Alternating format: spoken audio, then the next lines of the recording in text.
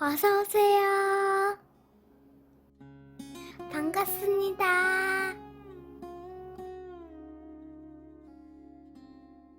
안녕하세요. 20대 중반 여자예요. 대학교는 휴학 중이고 일본에서 워킹홀리 중이었다가 요번에 전염병이 돌면서 위험할 것 같아서 올해 초에 한국에 돌아왔어요. 일본어학과 전공 중이어서 경험도 쌓고 언어 실력도 늘리고 돈도 벌어서 학비에 보태려고 워킹홀리로 일본을 갔어요.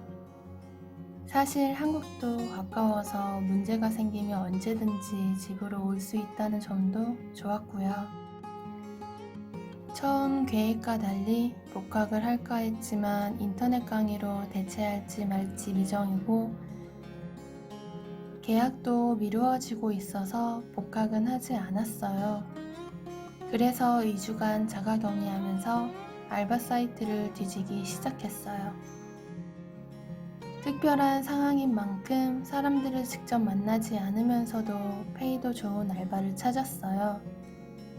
몇 개의 알바 자리를 찾아놓고 자가격리 기간이 끝난 후에 어느 한 모텔에서 면접을 봤어요.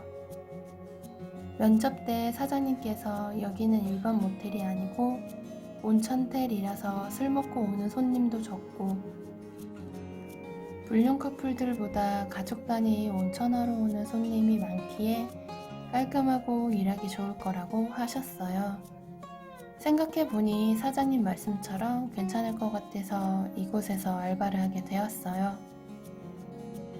저희 집에서 조금 거리가 있는 온천텔이지만 한 번에 오는 버스가 있어서 괜찮았어요.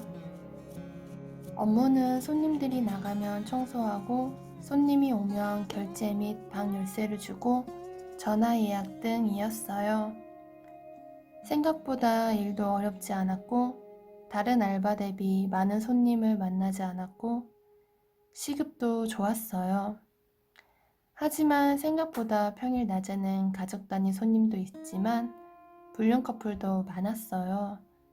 바람난 와이프 찾으러 온 남편도 많았고 반대로 바람난 남편 찾으러 온 와이프도 많았어요.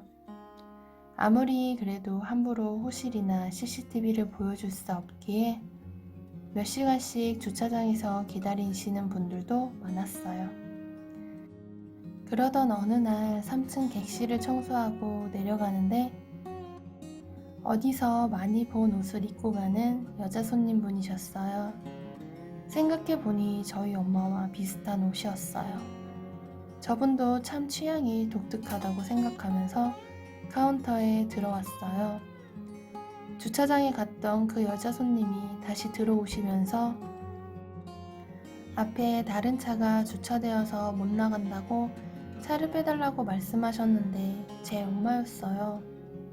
그것도 다른 남자와 같이 온 엄마였어요. 어제 저녁에 친한 친구가 모친 상당에서 장례식장 간다고 나가셨는데 저도 엄마도 당황해서 할 말을 잃고 있는데 엄마와 같이 온 남자가 왜 안 오냐고 로비로 들어오셨어요.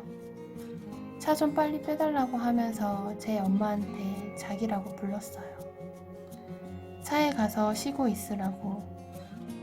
어이없게 웃으며 고객님 차에 가서 쉬고 계시면 차 빼어드리겠다고 하고 제 가방을 챙겨서 그냥 나왔어요. 엄마는 갈팡질팡 하다가 그 아저씨 차에 탔어요. 정말 어이가 없었어요. 여기서 제 엄마를 볼 거라고는 생각도 못했습니다. 답답한 마음에 친구 자취방에 가서 술을 마셨어요. 저녁에 들어가니 엄마는 눈도 못 마주치고 아빠는 딸 왔냐며 반갑게 인사해 주셨어요. 아무 말도 안 하고 방에 들어가자 아빠가 따라 들어오셨어요. 우리 딸 무슨 걱정이 있냐며 얘기해보라고 말씀하셨고 나한테 묻지 말고 엄마한테 물어보라고 하면서 방문을 닫았어요. 거실에서 아빠와 엄마 대화 소리가 들렸고 엄마가 많이 취해서 헛소리하는 것 같다고 몰아가셨어요.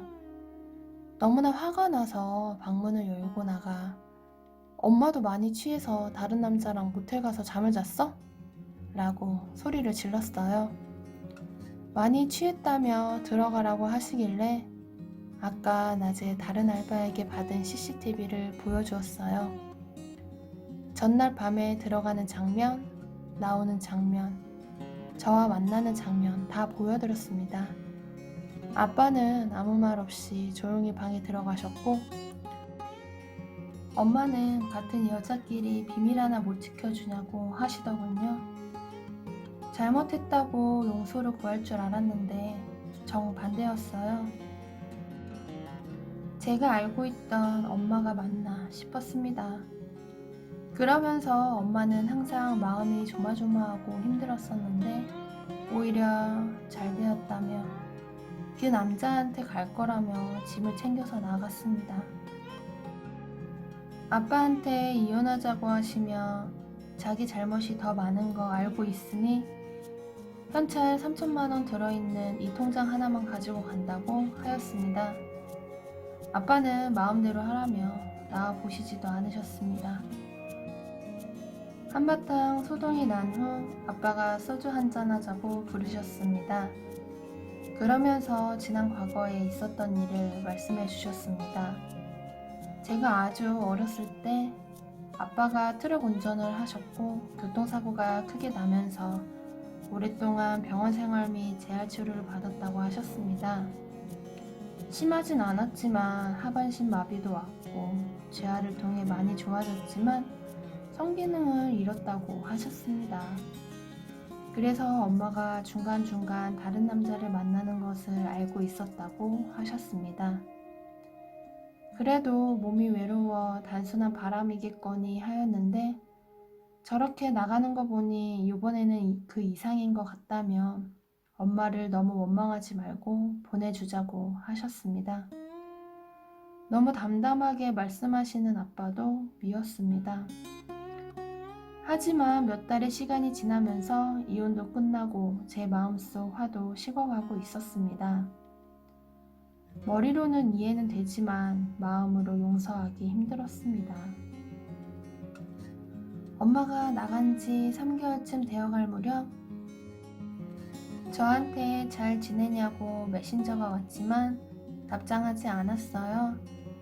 아직은 아무 일도 없었다는 듯이 엄마를 볼 수도 얘기할 수도 없었어요.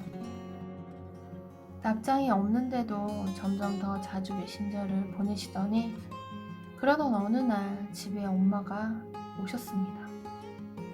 아빠가 회사 가시고 저는 알바를 나갔다 왔는데 저녁 밥상을 차려놓고 기다리고 있었습니다. 못 본 척하고 있는데 아빠가 퇴근해서 집에 오셨고 엄마한테 정중하게 나가달라고 하셨습니다. 엄마는 다 지난 일이고 정리했다며 다시 같이 살자고 그러셨습니다. 반성과 후회를 많이 했다고, 다시는 그럴 일이 없을 거라고 했지만 아빠는 완강하셨습니다. 약 30분 정도 엄마는 계속 사과를 하시다가 안 될 것 같다고 생각하셨는지 멈추셨습니다. 그 후부터는 온갖 욕설과 폄하 발언, 그리고 그때 가져갔던 3천만 원은 너무 작다며 돈을 더 내놓으라고 하셨습니다. 카드는 왜 정지시켰냐고 따졌습니다. 알아듣게 설명하였지만 도저히 대화가 되지 않아 경찰을 불러서 엄마를 내쫓았습니다. 저한테도 매정한 년이라며 입에 담지 못할 욕들을 하셨고요. 밥상 차리느라 들어간 반찬값이라도 내놓으라고 동네방네 소리를 질러서 5만 원 드리고 보냈습니다. 아빠한테 얘기를 들어보니 한 달 전쯤 엄마가 돈이 다 떨어졌다며 연락이 와서 마지막으로 주는 거라며 1,000만 원을 주셨다고 합니다.